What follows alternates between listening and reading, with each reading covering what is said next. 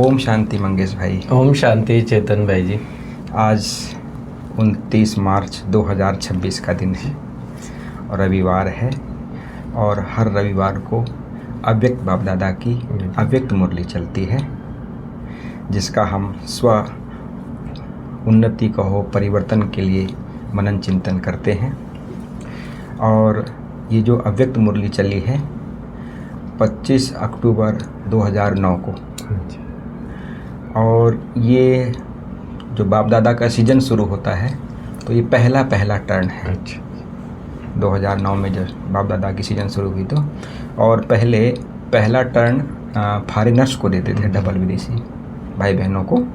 तो आज विशेष डबल विदेशी भाई बहनों से मुलाकात करते हुए प्यारे बाप दादा की आज की मुरली है। वैसे तो उनको वो भी रहते हैं, भारत वाले भी रहते हैं, लेकिन ज़्यादा संख्या फॉरेनर्स की रहती है तो फॉरेनर्स को संबोधित करते हैं, लेकिन होती हम सबके लिए मुरली है।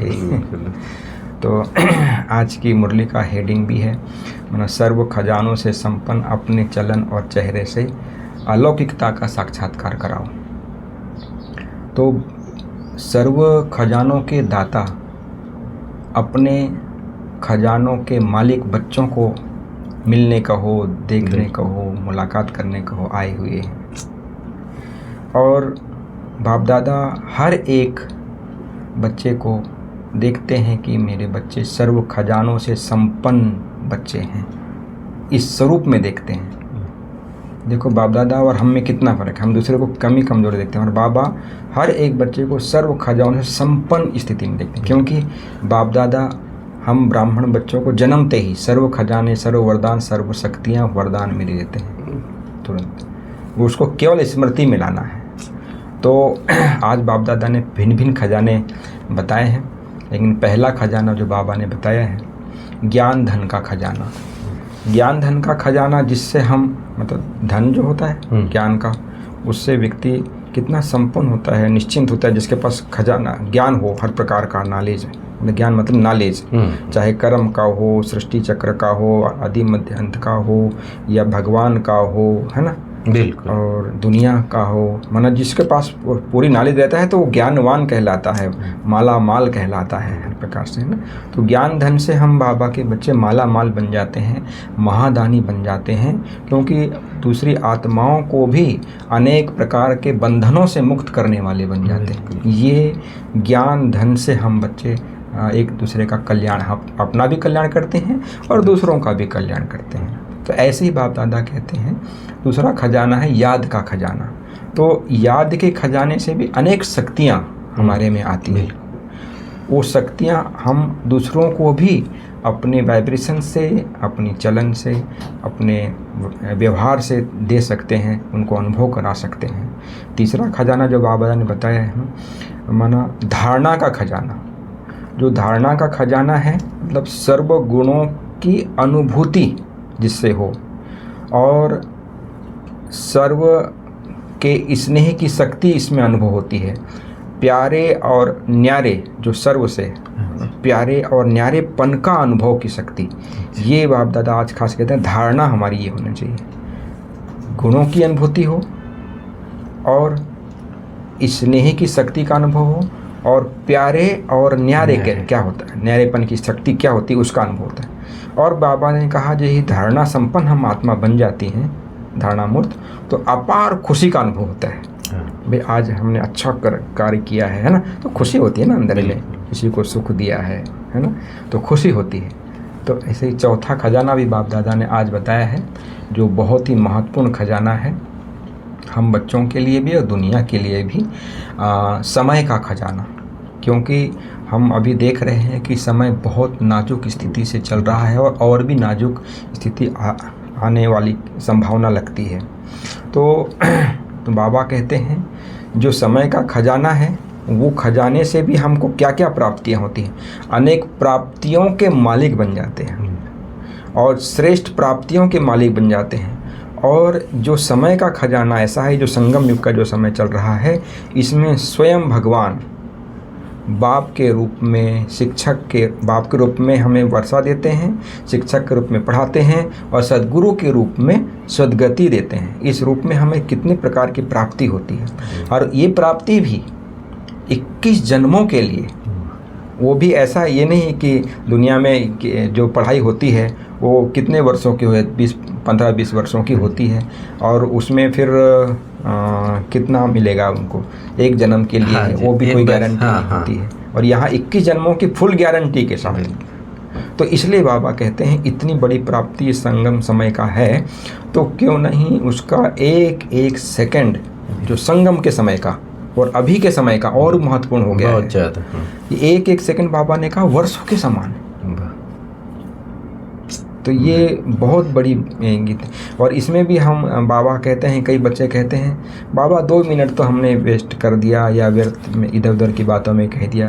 तो बाबा ने कहा नहीं, ये समय बहुत वैल्यूएबल है, ये 2 मिनट भी 2 वर्ष के समान का नुकसान हो जाता है। इतना महत्व है इस समय का, क्योंकि ये जो महत्वपूर्ण समय चल रहा है यही कमाई का समय है। अन्य जो युग है उसमें कमाई नहीं होती है। सतयुग की दुनिया भले है सर्व प्राप्तियों से संपन्न, लेकिन उसमें भी कमाई नहीं होती। कमाई किसी भी युग में नहीं होती है। तो बाबा ने कहा जिससे मतलब सर्व शक्तियों की और सर्व गुणों की, परमात्मा प्यार की, परमात्मा ब्राह्मण परिवार के प्यार की, जिसमें ये प्राप्ति होती है, ये जो समय चल रहा है ईश्वरी हक की, है ना। तो ऐसा ये जो समय चल रहा है ऐसा कोई भी युग में नहीं होते है ऐसी प्राप्ति जो बाबा ने हमसे बताई। क्योंकि शक्तियाँ भी सर्व मिलती है, सर्व गुण भी मिलते हैं, परमात्मा प्यार भी मिलता है, ब्राह्मण परिवार का प्यार भी मिलता है, ईश्वरी जन्म हक हमारा जन्म सिद्ध अधिकार है, ये भी इसी समय में मिलता है। तो ये प्राप्तियाँ हैं, ये प्राप्तियाँ दूसरे युगों में नहीं हो सकती हैं। इसलिए बाबा कहते हैं कि ये जो जितने भी खजाने हैं, ये खजाने जो होते हैं, जिसके पास खजाना तो चलो है, लेकिन अपना है। अब समझो कोई वस्तु है, एक गाड़ी है समझ लीजिए, अपनी है तो हम अपने समय से और अपने अधिकार से यूज करेंगे ना। देख रहे हैं कि गाड़ी है, तो ऐसे खजाने तो हैं, लेकिन वो मेरे अपने हुए हैं, बाबा ने तो दे दिए हैं, मैंने अपना बनाया है। तो बाबा कहते हैं इसको चेक करना है, चेक करने के साथ साथ इसको बढ़ाना भी है। ये बाबा आज खास हम बच्चों को समझा रहे हैं। और बाप दादा खास कहते हैं कि यदि खजाने हमारे में जमा हो जाते हैं, बढ़ जाते हैं, तो इसकी जो निशानी है, हर एक के चेहरे से, चलन से बाप दादा की प्रत्यक्षता का नज़ारा दिखाई देता है, और दूसरों को पता चलता है कि ये विशेष आत्माएं हैं, कोई साधारण आत्माएं नहीं हैं। खजानों का केवल वर्णन की बात नहीं है, बाबा कहते हैं, लेकिन अपने चलन व चेहरे से प्रत्यक्ष अनुभव कराएं दूसरों को। ये है खजानों का असली मानव स्वरूप, जो हमारे में जमा हुए हैं, समझ लीजिए वो। यदि हम केवल वर्णन करते हैं कि ये खजाने हैं, और हमारे चलन से नहीं पता चलता है, हमारे चेहरे से नहीं पता चलता है, हमारे खुशी के खजाने से नहीं पता चलता है कि उन्होंने क्या प्राप्त किया है, ये नहीं पता चलता है, तो समझ लीजिए हम केवल वर्णन कर रहे हैं। बराबर। तो ये जो बाबा कहते हैं यदि इनको चलन चेहरे से पता चलता है, तो ये लगता है लोगों को कि ये भी बहुत विशेष आत्माएं हैं, न्यारी आत्माएं हैं, परमात्मा प्यार की अधिकारी आत्मा हैं, दुनिया से न्यारी आत्माएं हैं। और बाबा कहते हैं आगे जो समय है बहुत नाजुक आने वाला है, लेकिन अपने सर्व खजानों से संपन्न चेहरे से व चलन से अलौकिकता दूर से ही दूसरों को अनुभव हो। जैसे आज ब्रह्मा बाबा का बाबा ने मिसाल दिया कि कैसे हमारी मोहिनी दीदी जी भी कैसे वर्णन करी थी कि ब्रह्मा बाबा दूर से ही, मतलब उनके चेहरे पे कभी, मतलब कितनी भी परिस्थिति आई, लेकिन कभी चेहरे से खुशी या कभी ऐसा मुरझाहट नहीं आई, खुशी सदा कायम रही, क्योंकि वो खुशी की खुमार उनमें चढ़ी रहती थी कि क्या मुझे मिला है, ये तो कोई भी बड़ी बात नहीं है जो परिस्थिति आई है। तो ये प्यारे बाप दादा हम बच्चों को खास उदाहरण सहित समझा रहे हैं कि कैसे माना हम बच्चों को खजानों से संपन्न बनना है। फिर बाप दादा आज खास विदेश के भाई बहनों को एड्रेस कर रहे हैं, बता रहे हैं। ये तो जनरल सबके लिए मुरली चले, लेकिन आज विदेश की मुरली, वैसे तो हम सबके लिए भी है। तो बाप दादा खास विदेशी भाई बहनों को कहते हैं कि विदेशी, डबल विदेशी जिसको कहते हैं ना, डबल विदेशी इसलिए कहते हैं क्योंकि ये भारत से भी विदेश में है हाँ। और परम धाम की स्थिति से भी विदेश में, इसलिए हाँ। डबल विदेशी टाइटल। तो ये भी स्मृति आती है कि हम इस दुनिया के नहीं हैं, भारत वाले भी विदेशी कहलाते हैं, हमारा दुनिया देश अलग है। तो बाबा कहते हैं डबल विदेशी, जिसको डबल बाबा पुरुषार्थी कहते हैं, है ना।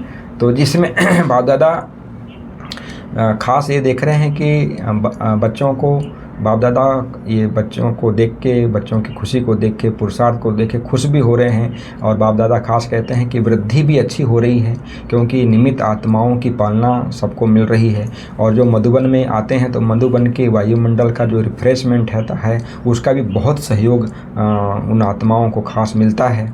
तो बाबा कहते हैं ये सब जब सब मिलता है तो एक जवाबदारी बन जाती है आप सबकी भी कि भाई स्व परिवर्तन से, मनसा सेवा से एक दो को अनुभवी बनना भी और दूसरों को अनुभवी बनाना।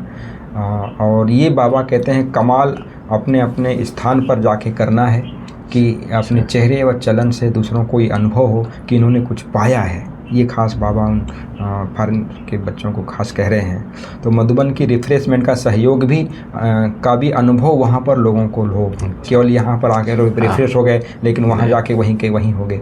बाबा खास वैसे हम भारतवासी बच्चों को भी ये मतलब इस बात का रहता है। कई बार बाबा कहते हैं कि आधी घर पहुँचते पहुँचते आधा रोमांच उत्साह चले जाता है, तो ये भी बात होती है।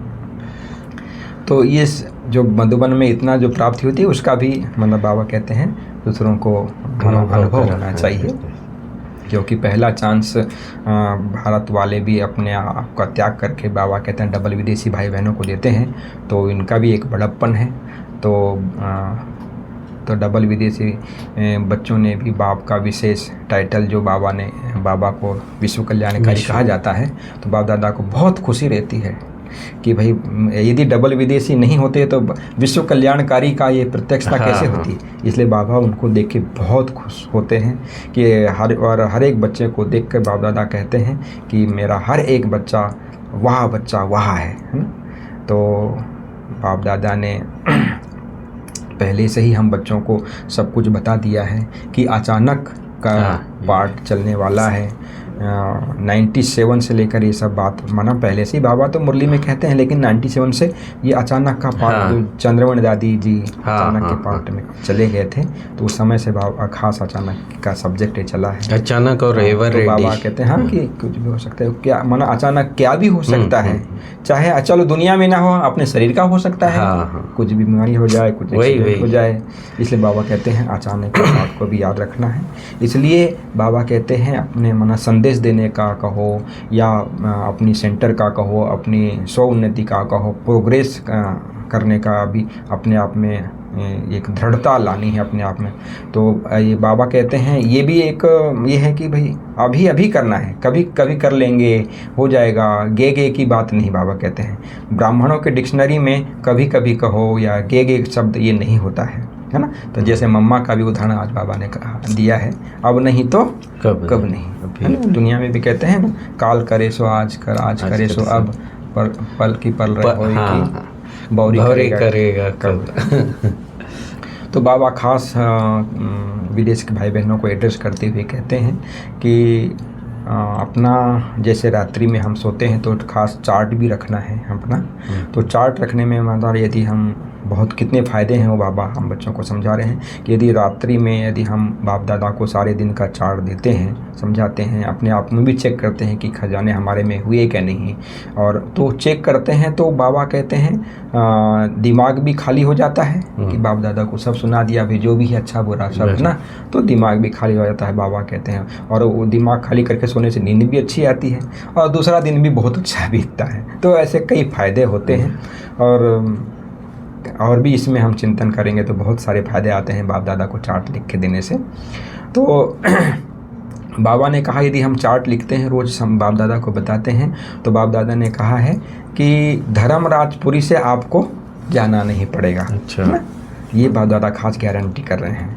तो इसलिए बाप दादा खास कहते हैं कि हम सब अनुभव तो करते हैं, संकल्प भी करते हैं, है ना, चार्ट भी लिखते हैं, लेकिन बाप दादा ने खास कहा है कि दृढ़ता की चाबी को और टाइट करना है, अपने आप में कायम रखना है, सदा कायम रखना है। ऐसा नहीं कि भी हो जाएगा, कर लेंगे, अभी कौन बना है, होना ही है, कर लेंगे, ऐसा हो जाता है ना। बाबा कहते हैं नहीं, होना ही है, करना ही है, चलना ही है। इसलिए बाप दादा ने कहा डबल पुरुषार्थी टाइटल को डबल फॉरेंस को सदा याद रखना है, ये खास बाप दादा कहते हैं। और बाप दादा खास कहते हैं कि प्रत्यक्षता के निमित्त बनना है और बाप को भी प्रत्यक्ष करना है। और उसके लिए बाबा खास कहते हैं यदि हम प्रत्यक्षता के निमित्त बनना है, बाप को प्रत्यक्ष करना है, तो सदा मुस्कुराता हुआ चेहरा और कोई भी चिंतन वाला या उलझन वाला चेहरा वाला नहीं हो। कुछ सोच में पड़े हैं ना, कहाँ सोच में पड़े हैं, टेंशन वाला, टेंशन वाला तो एकदम निश्चल है ना, निर्विघ्न, ऐसा वाला चेहरा बाप दादा ये देखना चाहते हैं। तो बाप दादा खास और 2 शब्द भी अंडरलाइन करा रहे हैं, है ना। तो बाबा कहते हैं माया का करो, माया जब आए तो उसको करो गेट आउट, और अपने आप को समझो इस दुनिया में, इस शरीर में हम गेस्ट हाउस में हैं। ये बहुत अच्छी बात बाबा ने हम बच्चों को, ये भी याद रहे ना, तो बहुत बड़ी माना इस हम संगठन में अपने आप को अच्छा अनुभव कर सकते हैं। तो बाप दादा कहते हैं इसके गेस्ट हाउस होने का अनुभव भी करना है और अनुभव कराना भी है। रियली में गेस्ट हाउस है, इसमें हम कितना हम फंसे हुए हैं, है ना। इसलिए बाप दादा कहते हैं ना कि ये अभी बाबा को भी याद किया बाबा ने, मम्मा को भी याद किया, अब दीदी का क्या है, अब घर जाना है ना। तो ये भी एक याद रखना, सब बातें आ गई आज तो बाप दादा खास कहते हैं कि ये भी याद रखना है कि ये अपना देश नहीं है, अपना घर नहीं है, अपना स्थान नहीं है, अपनी दुनिया नहीं है, है ना। अभी अपने आपको अपनी दुनिया में जाना है, अपने परम धाम आत्मा के घर में पहले जाना है, फिर राजाई में सत्य की दुनिया में आना है। ये याद हमें रखना है। तो बाप दादा खास कहते हैं कि अभी समय अनुसार अपने आप में निश्चय और नशा भी रखना है, साथ साथ बेहद का वैराग भी रखना है, जिसमें माना यदि बेहद का वैराग होता है तो संगठन में जो माया के विघ्न आते हैं वो समाप्त हो जाते हैं, जो तूफान जो होता है वो तोहफा बन जाता है, पेपर जो है वो पेपर में अनुभवी बनाने के लिए आगे बढ़ने का एक लिफ्ट बन जाता है, साधन बन जाता है। तो बाप दादा खास कहते हैं कि अपने आप में लक्ष्य रखना है कि बेहद के वैरागी बनना है, उसके साथ साथ उतने ही उमंग उत्साह हिम्मत के साथ अपने माना पंखों को बनाए रखना है और उड़ते रहना है और उड़ाते रहना है। अभी उड़ने का समय है, चलने का समय नहीं है। इसलिए बाप दादा खास कहते हैं कि अपने आप में अपने पंखों को, उमंग उत्साह के पंखों को चेक करना है कि हमारे सुरक्षित हैं। पंख नहीं होंगे तो कैसे उड़ेंगे है ना। उमंग उत्साह का पंख, नशा निश्चय का, ये जरूरी है। सब बहुत बहुत तो ये थी प्यारे बाप दादा की आज की मुरली। आप और बताएंगे? बहुत अच्छी तरह चेतन भाई जी आपने पूरे मुरली का सार बताया एकदम, और कितना बाबा जैसे बच्चों को तीव्र पुरुषार्थ के लिए और समय अनुसार अलग अलग बाबा अलग अलग रीति से समझाता है कि कैसे भी करके तीव्र पुरुषार्थ करो। और समय का खजाना जो इतना वैल्यूएबल है, क्योंकि समय गया तो सब कुछ गया वहाँ से। तो इस प्रकार बाबा ने बहुत श्रेष्ठ पुरुषार्थ के लिए वाणी चलाई है। और वरदान जो है वो भी उसी प्रकार का है कि अगर ये धारणा हो जाती है तो अपनी श्रेष्ठ वृत्ति द्वारा शुभ वायुमंडल बनाने वाले सदा शक्तिशाली आत्मा भव। वृत्ति जो वृत्ति बनती है तो वो जैसे बाबा ने मुरली में कहा कि चेहरे से वृत्ति होगी तो अब ऑटोमेटिक चेहरे से दिखाई देगा। हाँ, जो सदा अपनी श्रेष्ठ वृत्ति में स्थित रहते हैं वे किसी भी वायुमंडल वाइब्रेशन में डगमग नहीं होते कि मैं कौन हूँ और किसकी हूँ, किसके संतान हूँ। हाँ। ये श्रेष्ठ जब बात ज्ञान जो है वो वृत्ति में चला जाता है, अंदर धारणा में चला जाता है, तो फिर किसी भी वायुमंडल में वाइब्रेशन में डगमग नहीं होते। वृत्ति से ही वायुमंडल बनता है। यदि आपकी वृत्ति श्रेष्ठ है तो वायुमंडल शुद्ध बन जाएगा। कई वर्णन करते हैं कि क्या करे, वृत्ति वायुमंडल ही ऐसा है, वायुमंडल के कारण मेरी वृत्ति चंचल हुई। तो उस समय शक्तिशाली आत्मा के बजाय कमजोर आत्मा बन जाते हैं। मोमबत्ती है, हाँ। वो ऐसा थोड़ी कहती है कि अंधेरा है करके, हाँ। वो तो अपना प्रकाश अपने आप अंधेरा।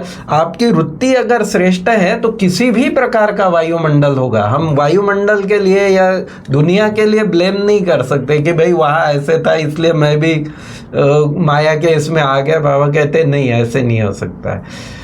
लेकिन व्रत प्रतिज्ञा की स्मृति से वृत्ति को श्रेष्ठ बना दो तो शक्तिशाली बन जाएंगे। और वो जो प्रतिज्ञा वाली दृढ़ता वाली बात कही वो भी बाबा ने मुरली में कही कि वृत्ति को अगर श्रेष्ठ बनाना है तो प्रतिज्ञा द्वारा ही, व्रत द्वारा ही उसको श्रेष्ठ बनाया जा। और स्लोगन है गुण मूर्त बनकर सर्व को गुण मूर्त बनाना ही महादानी बनना है। गुण स्वयं में पहले धारण हो तब औरों को हम ज्ञान दे तो बाबा कहते वो महादानी बनना है। और जो अव्यक्त इशारा है कि निश्चय के फाउंडेशन को मजबूत करो, तो उसमें बाबा कहता है आपस में एक दो के प्रति सच्चा स्नेह हो। संगठन में, परिवार में जहाँ स्नेह होता है वहाँ फेथ जरूर होता है। तो ब्राह्मण परिवार में एक दो के प्रति स्नेह व फेत रख संपूर्ण निश्चय बुद्धि हो, तब ब्रह्मा बाप की आशाओं को पूरा कर सकेंगे। ओम शांति।